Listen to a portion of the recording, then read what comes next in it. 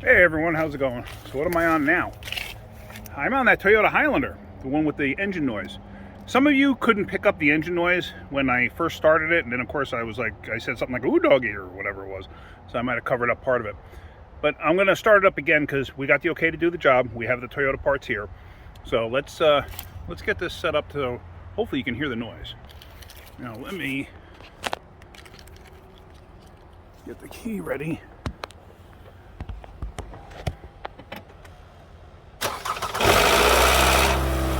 There you go. So hopefully you heard that noise. That's the cam intake cam actuator, the whatever you call it. A lot of you comment that I'm not saying the correct terminology. Okay. Motor, engine. I know the difference between a motor being electrical, engine being a gas motor. Force of habit. That's all it is. So, but anyway, cam actuator on the intake side, so we're going to be changing that. So let's get this thing in the shop. So as per bulletin 0041-13 Toyota, what we're going to do is we're going to change that gear. In order to do so, got to get this upper cover off, and once this is off, then we have to get the valve cover off. So I'm assuming it shouldn't be too bad. Got to move the harness out of the way. Got to take the coils out, got to take all the bolts out, obviously move whatever harnesses we can. So let me start doing this. I'm not going to film every aspect of this, but I will show you the important stuff. I mean, getting the valve cover off, you know, I don't think it's necessary to go that deeply into that. Yeah, so let me go ahead and let me just start. So we got the harness moved over as much as possible. Let me just tell you something. Toyota was not very thoughtful here when they did what they did mounting this harness. Oh boy. The way they route it, all these different ground down here just to get some slack on this dumb thing to get it out of the way. I really don't understand the reasoning why they did what they did. Personally, I don't mind Toyota. I'm honestly not a huge fan of Toyota. I don't think they make a product that's any better than anybody else's. You know, but that's just me personally. That's a personal opinion. And I know some of you guys out there love Toyotas. I'm not saying they're a bad car, just personal preferences. I would rather have something else, to be totally honest with you. Definitely wouldn't take a Nissan, but that's just me, again, personally. Okay, so as you see, it popped free. There's 16 screws that hold it down in place. So now let me finagle this thing out of there. All right, let's try this. See if I can get it up and out.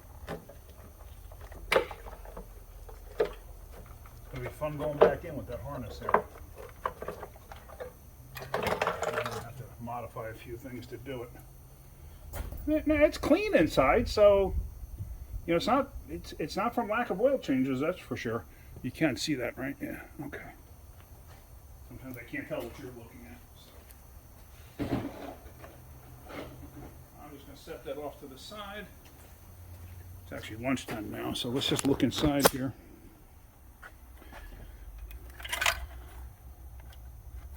So supposedly, that gear right there, that's the intake one. That's the one that creates the noise.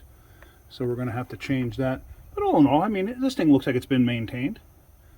You know, it's nice and clean. That's how a motor should look on the inside. This thing's got 125,000, I think, on it. So, but yeah, so, all right.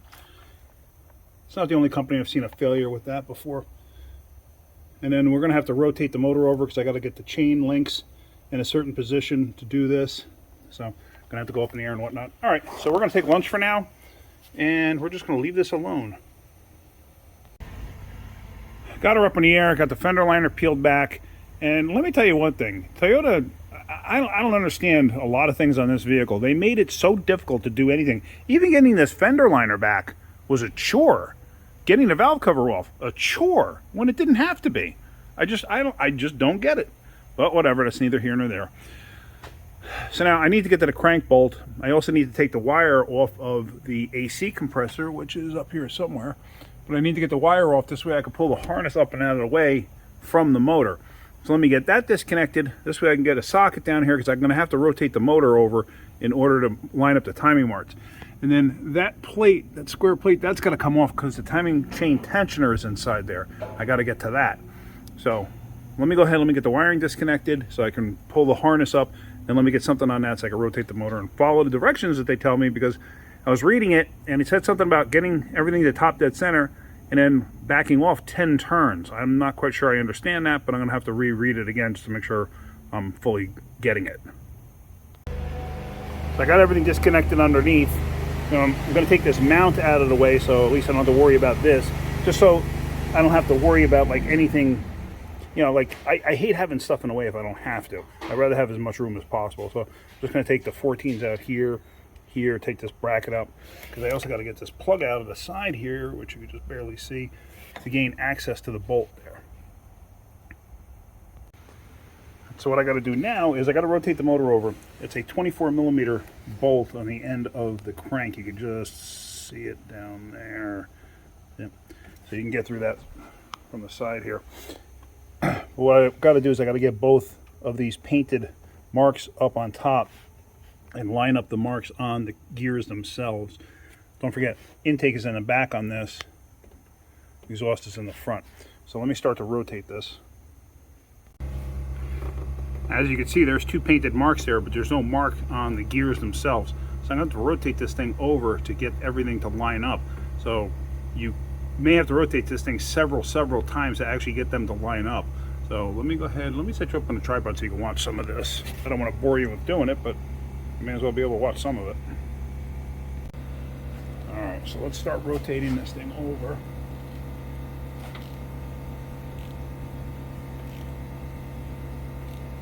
I think what I might actually do is, so I don't have to fight with it, I may actually pull the plugs out. Yeah, let me do that. Let me pull the plugs out. But you get the general idea. That's what I got to do. Let me pull the plugs out, and that'll make my life easier when I'm rotating this thing over, because the motor will rotate freely that way. So that was like 600 turns of the crank, I think. But I finally got it lined up. That goes there. That goes there. If you look down, you can actually see the mark on our harmonic balancer. That's actually that's a 0 right there, and then the center is not marked, and the one towards the left there, that's a 10, I believe. So anyway, everything's all lined up now. Now there's a procedure that I need to do. I'm not exactly sure what it is. I'm going to have to read the directions all over again, because I like to be certain, because I've never done one of these before, and obviously I'd like to make sure that I'm doing it correctly. So let's get back to that. Let's read it and see what we got to do. So now that everything's lined up, what it wants you to do is, I read it like 6 times, because it says rotate the engine counterclockwise 10. 10 what? It just says 10 on the TSB. I think they mean 10 degrees, because it tells you to set it up 10 degrees before top dead center, and then I'm assuming that's why they say 10, like rotate it back 10 degrees. And then I got to take that cover plate off and stuff like that. So let me do that. Let me put this up in the air. Let me rotate it back 10 degrees. I guess that's another good reason those marks are there on that cover right down there. So yeah, let me do all of that. You're learning as I am. All right, so we're going to remove this cover here so we can see the tensioner inside, and then we're going to back off on this motor. See, there's the marks, 0 and 10. We're going to back off 10 degrees and see if that slackens up the chain. So there's your tensioner there. Man, it is windy. I tell you what, it's turned into like a wind tunnel in here. And that's the back side of one of the chain tensioner guides. So I'm going to try to back off on that 10 degrees and see if I can't move this. That little lever there, that's what locks it in place. And I know I've had a dickens of a time with those in the past, only because I don't do them often enough, so I don't recall exactly how it's done. So it's kind of like a trial and error type thing. But then I got to take that whole tensioner completely out, it tells me. So let's go ahead and let's do that. Let's back off on that and let's see what happens. I might have mentioned before, I think I said that this was a 24. It's actually a 22. Okay, I might have said it. I might have said it was 22. I don't recall. But we're going to back this thing up about 10 degrees, roughly. I don't know if that did anything with the chain. I have the slightest idea, because I can't see in there. I got the camera in the way. But anyway, that's kind of what they were talking about. So let me see if I can't get tension off of that and get that tensioner to lock. Once I get it out of there, I'll show you what I'm actually talking about, because maybe then it'll make sense. So I took the bolts out of the tensioner because I'm going to pull the tensioner out. One thing, I actually ordered a new one. That lever that's supposed to move, it was locked in place. I could not get it to move. So I'm almost thinking that it's possible that the chain tensioner was jammed in one position and there was actually too much slack on the chain, because I could back off on the chain and feel slack between the two gears on top. And I don't believe I should be able to feel at least as much as that was there, because there was quite a bit. So I figure at this point, because that's only 40 bucks for a brand new Toyota one, I just ordered a Toyota one. This is actually the plunger from the factory Toyota one. The reason I stuck that in there is because it just has a tighter fit, and I don't have to worry about possibly it slipping, and I don't want that whole piston to fly out in the process of me taking this out. So let me reach in there and see if I can't pull this thing out relatively easy. It was just 2 bolts, you know, taking those out.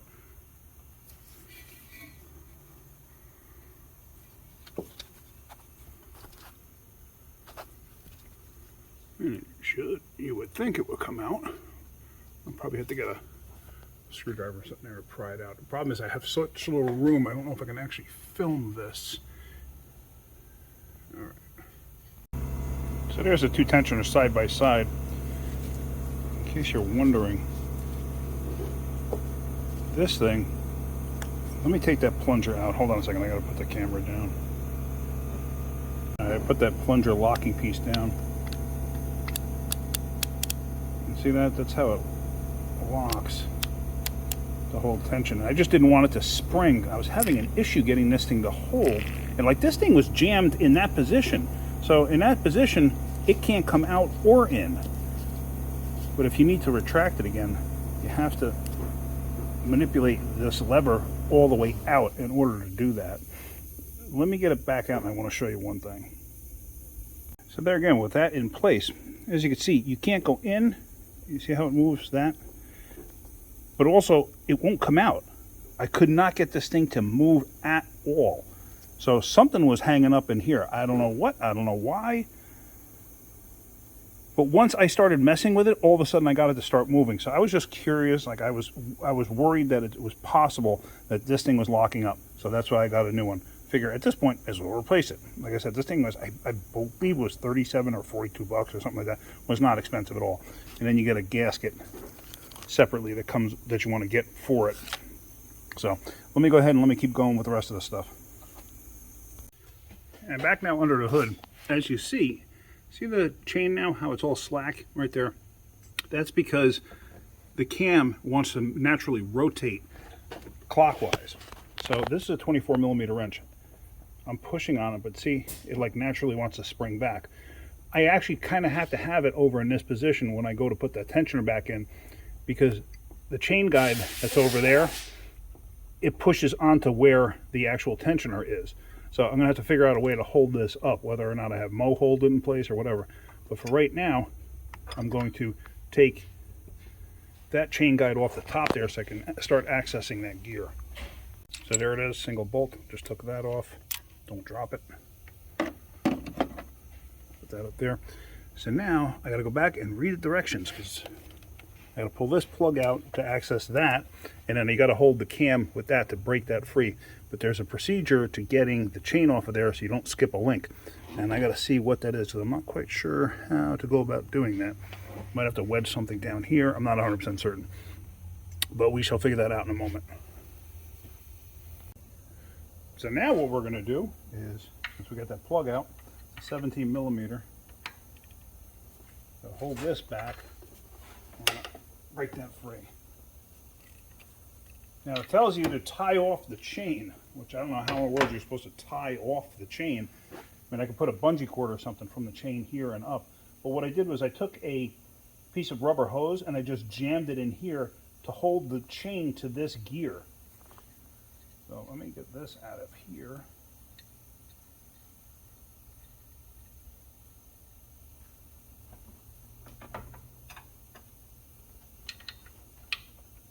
And as you saw, I mean, it's tight, but it's not gorilla tight. I think it only goes to 65 or 70 foot-pounds.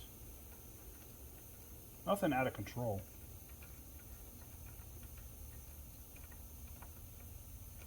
The nice thing about it too is the bolt is long enough to where the bolt starts coming out of the access hole.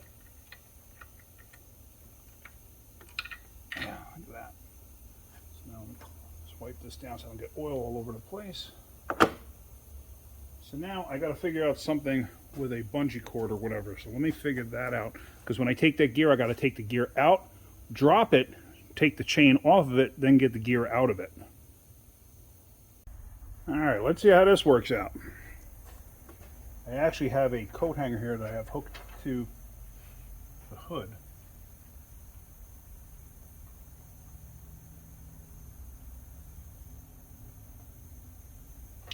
All I did was walk the gear off the cam.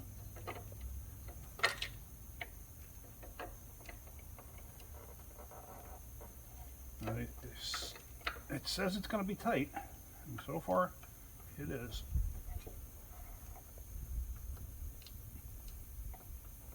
Yeah, wow, that is tight. That is like super tight, getting that out of there.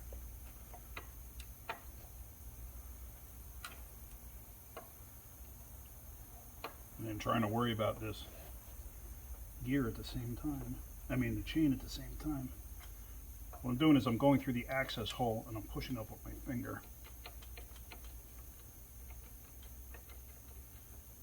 Let's try to get it to clear. Come on.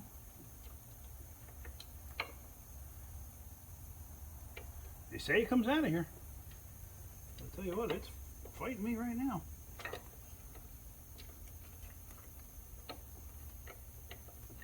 It's like right there, and there it goes. Okay. All right. So now you don't want to drop the chain in there. So it's funny because I have bungee cords everywhere, and right now I can't find any that I need.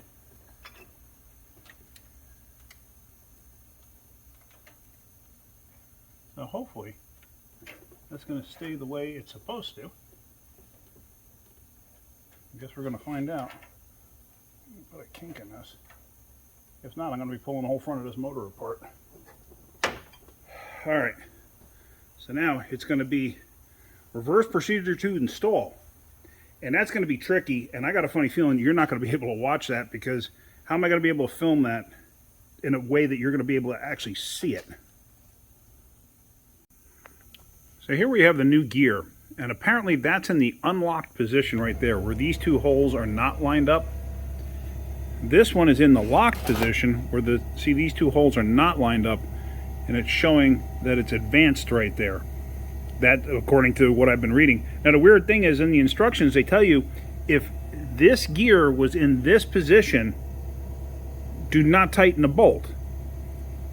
But then it tells you to install the gear and then release it. And it gives you a procedure on how to release it. So it's very vague. I gotta say, the instructions that Toyota give on this whole job have been extremely vague, like not user-friendly one bit. But whatever. All right, let me see if I can get this installed. Hopefully the chain didn't skip down at the bottom. If it did, then I'm gonna need Mo here to slowly rotate the motor clockwise a little bit to see if I can't pop the chain up. Cause it may have dropped down. I don't know. I won't know till I try to install the gear. If it did, I mean, I didn't lose the phasing on the exhaust camshaft, so if I just rotated slightly, if it did do that, if I rotated slightly, it should pop up. Like it might have dropped one link. I don't know. We're going to find out in a second. So I've been fighting with this thing now for a little over 30 minutes. I walked away twice, and I can't get it to go any further past that. I cannot get it. It will not go. So at this point, you know what? I'm just going to pull the front cover off, because this thing will not go. I'm gonna give it one last. I'm gonna clean up a few things here, and I'm gonna give it one last shot, because sometimes that'll help. But yeah, since it will not go, I'm just at this point it's just easier taking the cover off. I'll just give it one more shot after this. But if it won't go, then I'm just pulling the cover off. All right, sitting there thinking about this, I might have discovered something. Let's see if I get this back out. There's my timing mark right there. And if you notice, that lines up with the top of the cam. But you notice the spread here? Can you see this in there? The spread here is much wider than the spread here. So I think I might have to put it in upside down and then rotate it. Let's see if that'll actually work. Because the pin won't line up with this. Sure enough. Look at that. And it goes right in. Why don't the instructions tell you that? Why? See that? Sometimes you fight with things and then you just got to think about them. Amazing. So now, just a fact of getting this thing where it needs to be.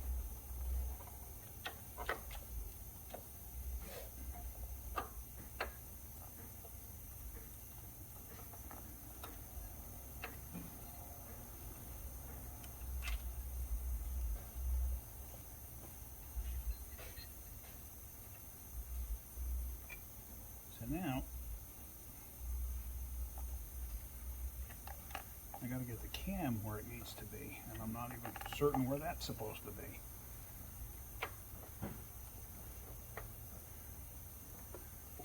So there is where the timing, where that painted gear is supposed to line up to.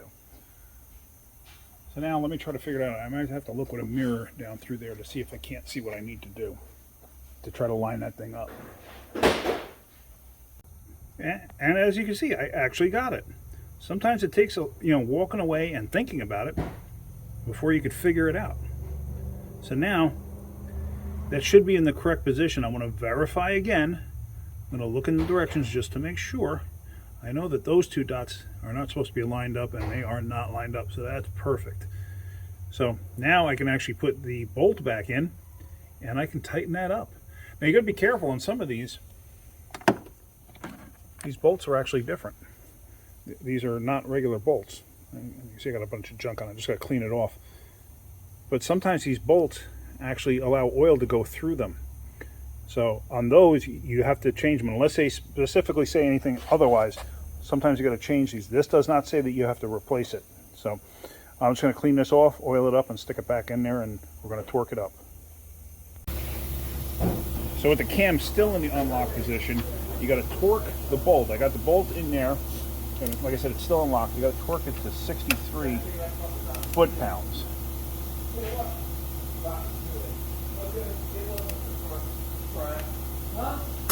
So let it go down. Oops.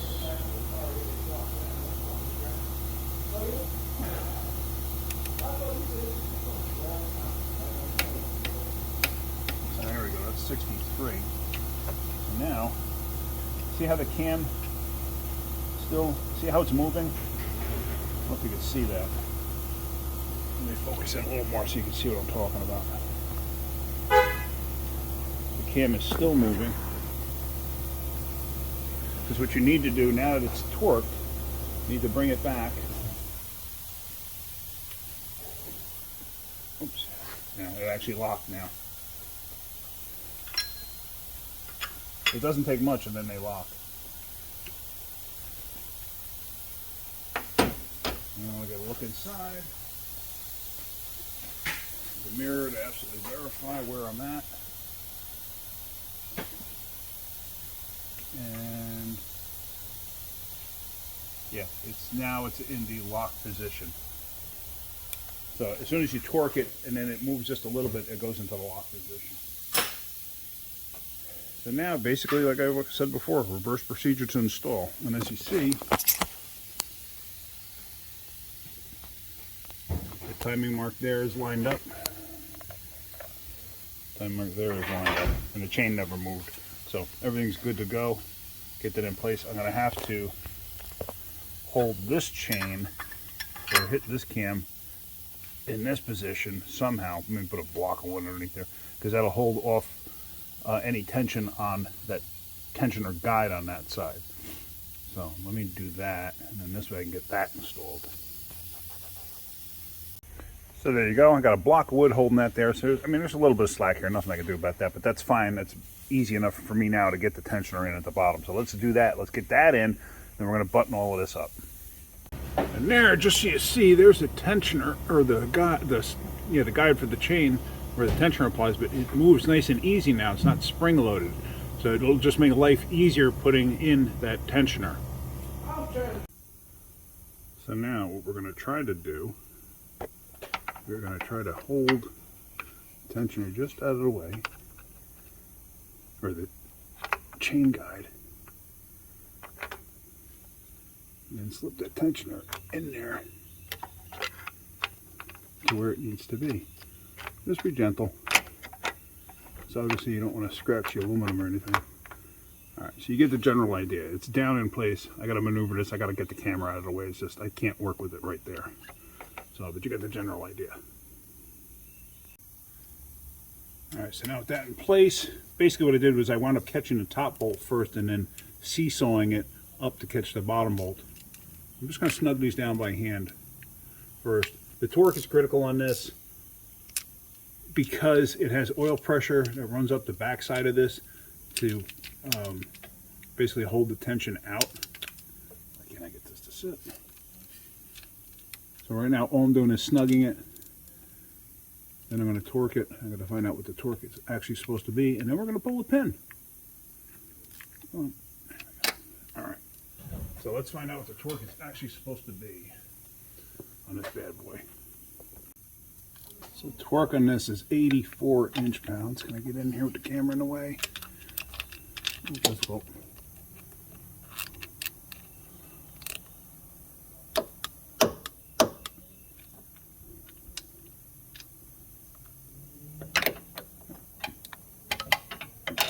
This. You couldn't see it, but I left the scraper down at the bottom there that I was using.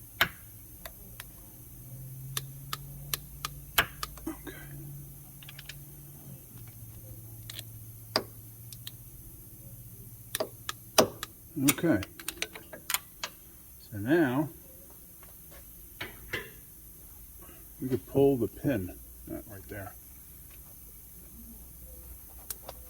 So there we go, the pin is out. See how it moves a little bit? It's normal. Okay, so now what we have to do is, like I always say, reverse procedure to install. We're going to put the cover on there. We're going to put the chain guide at the very top. It's just that single bolt that holds the top of it down. That keeps it from hitting the valve cover. And new gasket and everything else. So I'm not going to walk you through that whole part. It's a pretty simple procedure. So let's get this done, and then we're going to start this together. Hopefully she stays together. So everything's all together as it needs to be for me to start it. I still got to put the cover and stuff on. I still got to put the shields on underneath. But I figure I could start it now. The problem is whenever you do something like this, usually the first start it will clatter. So I got to do that. I'm going to have to road test it when everything's all done. And then tomorrow, or let it sit overnight, and then tomorrow try it again. So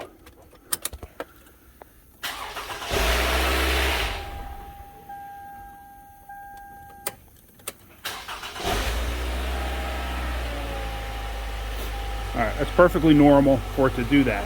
But as you can tell, or at least I don't know if you could tell through the video, the rattle noise was actually much, much less than it was before. So let me put everything back together. Now let's take this thing for a road test, and then we're going to end it there.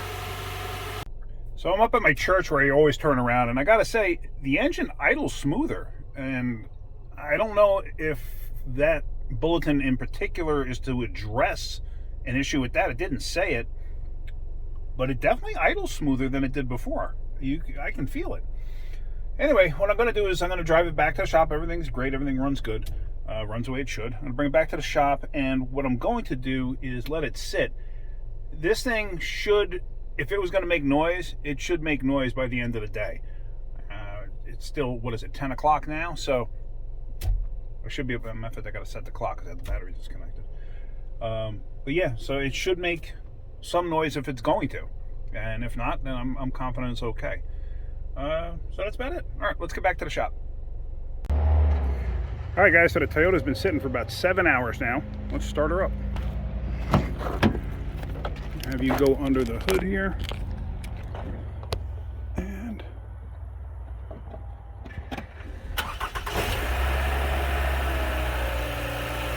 damn, it sounds good.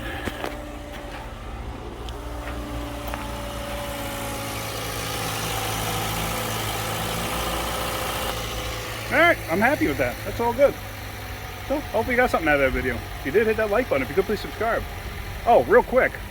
What I was showing you with that gear, in the directions it shows to place the gear in a certain position, but the way the picture looks, it looks like the 4 bolts are even. And remember how I showed you the 2 are spaced out further, so it actually fit over that thing, and then I have to rotate it around?